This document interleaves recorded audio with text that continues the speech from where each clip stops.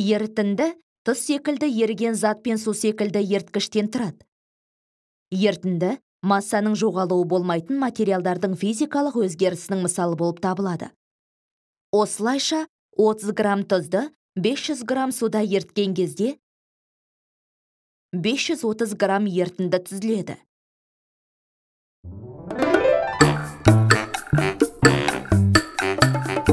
Тұз сияқты еритін зат, мысалы суда еритте, бензинде ерімейді. Дәл осылайша май суда ерімейді, өзге еріткіштерде, мысалы парафинде ерейді. Үйдегі бар көптеген өнімдер спирт сияқты еріткіште, мысалы антисептиктерде ерейді.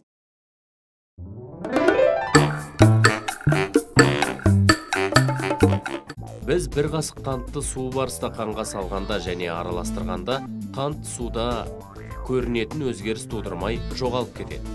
Бірақ біз судың дәмін көрсек, оның тәтті дәмі бар екенін байқаймыз. Қант пен судың осындай қоспасы ерітіндінің мысалы болып табылады.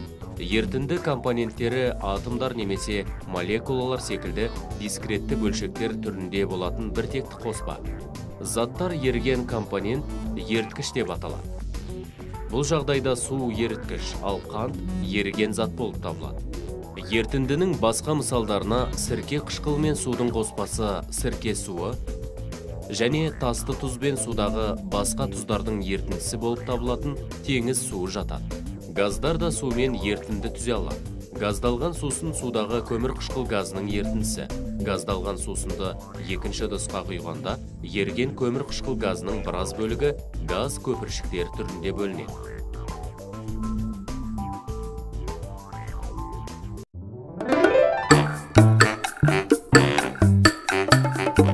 Ерітінділер үш әртүрлі агрегаттық күйде кездеседі.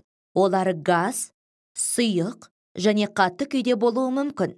Таза ауа оттек пен көмір қышқыл газының азоттағы ерітіндісі. Газдалған су көмір қышқыл газының судағы ерітіндісі. Металл қорытпалар көбіне қатты ерітінділер болып табылады.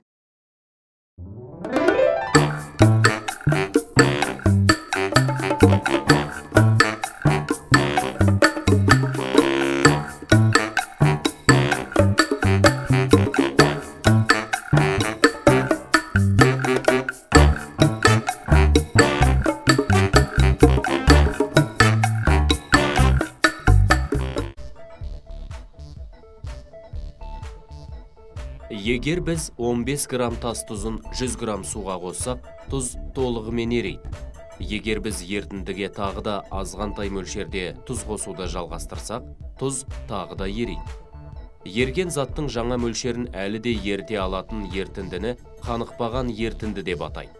Ақырында біз тұздың қосымша мөлшерін қосқан кезде, ол ерімей қалса, біз енді бұл ерітінді қаныққан ерітіндіге айналады деп айтамыз. Қаныққан ерітінді берілген температурада еріген зат максимал концентрациясына жетіп, зат одан әрі ерімейтін ерітінді.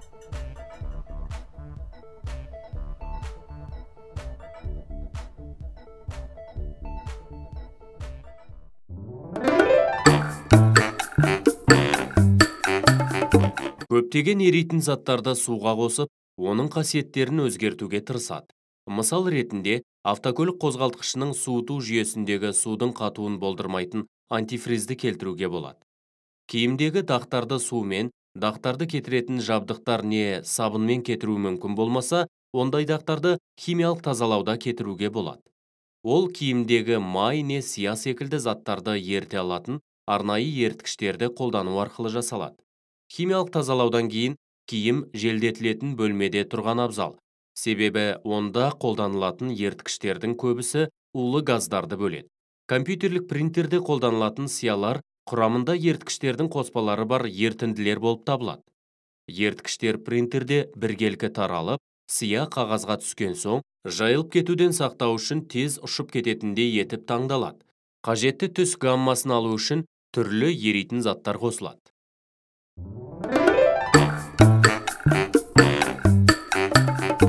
Оттек суда нашар ерейді, бірақ солы ортада өмір сүретін ағзалар үшін соның өзі де жеткілікті. Алайда судың ластануы судағы оттектің мөлшерін азайтатындықтан, судағы тіршілік үшін зиян болып саналады.